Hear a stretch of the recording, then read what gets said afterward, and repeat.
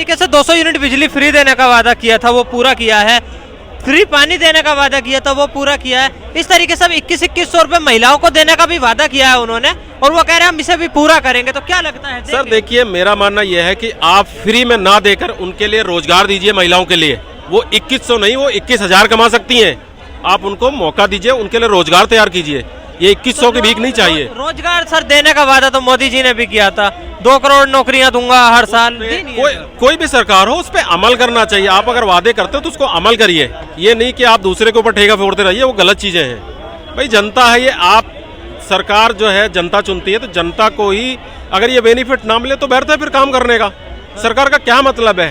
हम लोगों का ये है कि भाई हम आपको वोट देते, हम चाहते हैं अच्छी सरकार बने और हमारे लिए सुविधा उपलब्ध हो, तो नहीं हो पाती हैं। तो उस पे सरकार को विशेष ध्यान देना चाहिए, ना कि अपोजिशन पे ठेकरा फोड़ो या अपोजिशन सरकार पे फोड़े। उस पे के काम करना चाहिए जो जनता के हित में हो। आप अदर कंट्रियों में देख लीजिए कहाँ से कहाँ पहुँच गए वो लोग, हम कहाँ हैं अभी। तो उन सब चीजों, नहीं लगता जब से बीजेपी की सरकार आई है हमें देश में हिंदू मुस्लिम कुछ ज्यादा सुनने मिल रहा है, जिस वजह से हमारी प्रोडक्टिविटी कम हो रही है और हम पीछे की तरफ जा रहे हैं आगे बढ़ने के? देखिए, हिंदू मुस्लिम का काम है। जब मुस्लिम शासन था उन्होंने क्या किया? बहुत सारी चीजें उन्होंने गलत की। जितने हमारे मंदिर हैं उन पे क्यों मस्जिद बनी हुई है, ये भी देखने वाली चीज। उन्होंने ये क्यों किया था भाई? तो अब जो हमारी चीजें हमें वापस कर दो, क्या दिक्कत है?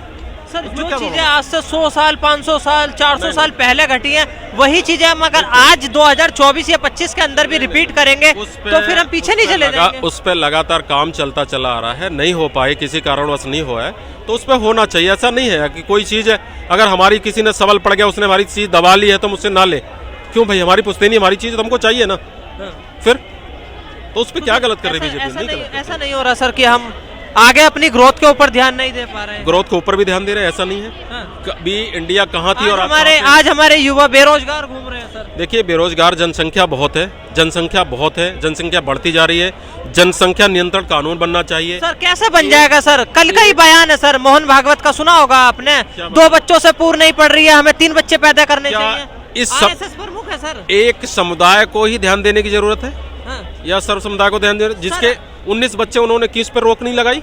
सर मुझे बताइए ना, कोई एक परिवार बताइए ना जिनके 19 है। देखिए, बहुत सारे परिवार हैं ऐसे, मुझे जानकारी में नहीं है, लेकिन मैंने कुछ हमारे आसपास भी रहते हैं लोग जिनके 10-10 12-12 बेटे हैं, बच्चे हैं। वो कहाँ से आएंगे? उनके घर मकान रहने को नहीं है। आपने 12 बच्चे पैदा किए तो उनके लिए आप सुविधाएं तो जुटाइए, तब तो करिए ना 12 बच्चे। तो गलत है ना? तो फिर जनसंख्या कानून क्यों नहीं ला रहे? 10 साल से केंद्र में बैठे चीज है तो विरोध। देखिए, जनसंख्या कानून लाने के लिए संसद में बहस होती है, संसद में पास होता है, राज्यसभा जाता है, तब जाकर राष्ट्रपति के पास जाता है। जब कानून ही नहीं पास होता कैसे हो पाएगा? नहीं हो सकता ना। तो इस पे सभी पार्टियों को ध्यान देना होगा, सभी पार्टियों को मिल करके जनसंख्या नियंत्रण कानून पर काम करना पड़ेगा, इस कानून पर लाना पड़ेगा, तभी इसका भला हो सकता है। अन्यथा ये रोज रोना होता। जनसंख्या, चाइना ने क्या किया? चाइना की जनसंख्या आपसे ज्यादा थी बहुत, आज वहाँ की जनसंख्या नियंत्रण है और वहाँ पे बेरोजगार नहीं है, रोजगार है। यहाँ पे 8 घंटे काम होता है, वहाँ 12 घंटे हर एक को काम करना है और 4 घंटे सरकार के लिए काम करना है, वो काम करके दे रहे हैं। यहाँ पे ठेकेदारी हो जाती है, वो 8 घंटे के जब 12 घंटे काम भी करा लेते हैं, पैसा भी नहीं देता। ये क्या है? ये सरकार को इस पर ध्यान देने की जरूरत है, ताकि उससे 8 घंटे काम कराकर उसको कुछ पैसा भी मिले, ओवर टाइम मिले। लेकिन होता यही है कि यहाँ पे ठेकेदारी सिस्टम है, जिसकी वजह से बहुत सारी बेरोजगारियाँ हो जाती है। चलिए, बहुत बहुत धन्यवाद।